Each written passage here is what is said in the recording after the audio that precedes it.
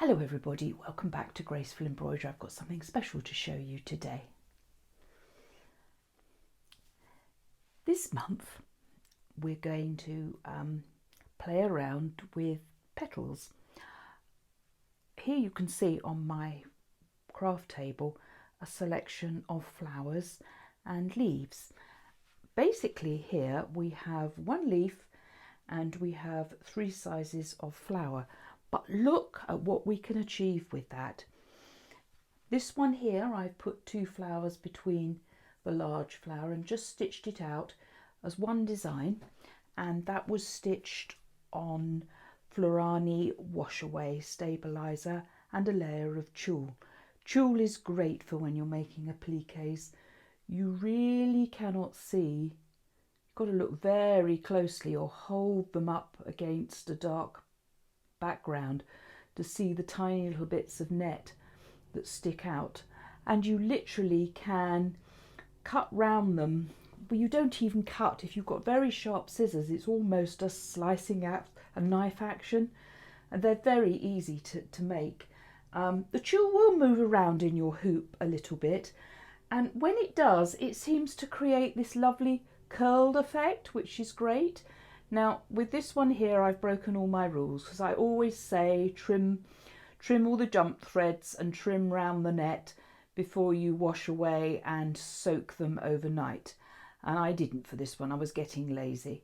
But as you can see, it's got a lovely shape to it. Now some of these flowers have got an edging, a satin edging that you can put on them. It's entirely up to you. Now let's zoom in on this flower here.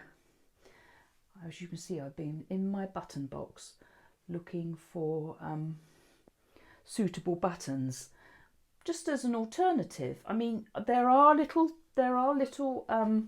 middles, centres for the flowers, and you could hoop up in a tiny hoop, just a little bit of stitch and tear, and just draw the stitch out the round circle template for the middles and place everything on the middle, in the middle of that template, and then stitch this out. And I would suggest stitching it twice for getting a better an emphasis on the flower.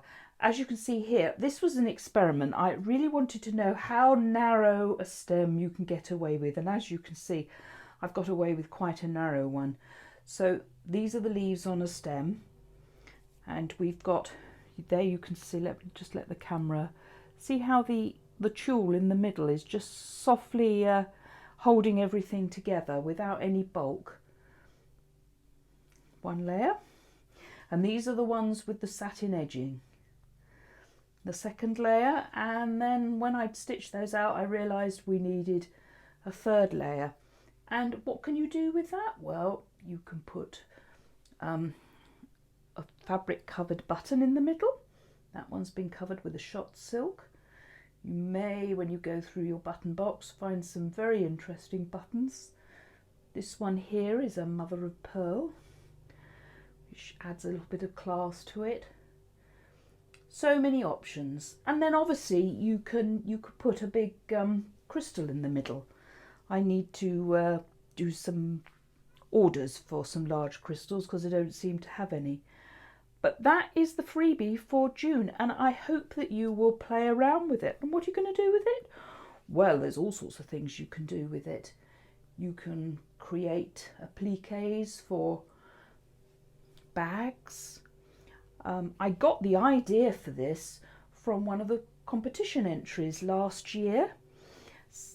One of our members made a beautiful hoop book, and she'd taken different designs of mine, flowers, and she'd created this lovely sort of corsage that went on the side. And you'd be surprised with what you can get away with. You think, oh, you know, if something hasn't been digitized for tulle, it won't work. I assure you, you can get some big surprises. I mean, look at the possibilities here. I mean, it's just so much fun. And the more layers you put on, the more shape and density you get to everything. So do play around with these designs, and please share what you do with them. Go onto the group forum and post your suggestions and pictures of what you make with these. I shall put them to download in the usual place. You will get, I think that you'll find that the design is for a large hoop, but obviously in your software you can duplicate and stitch them out in a bigger hoop so that you get lots of options. Trim away, get rid of the jump stitches, rinse them well under the tap so that they're not sitting in a load of water that's got a lot of wash away stabilizer in it. And then I just leave them in a bowl overnight and let them dry out, and then press them on the back, and this is what you get. So experiment with colours, experiment with the layers, and do share with me what you achieve. Have fun and enjoy these, and until next time, bye for now.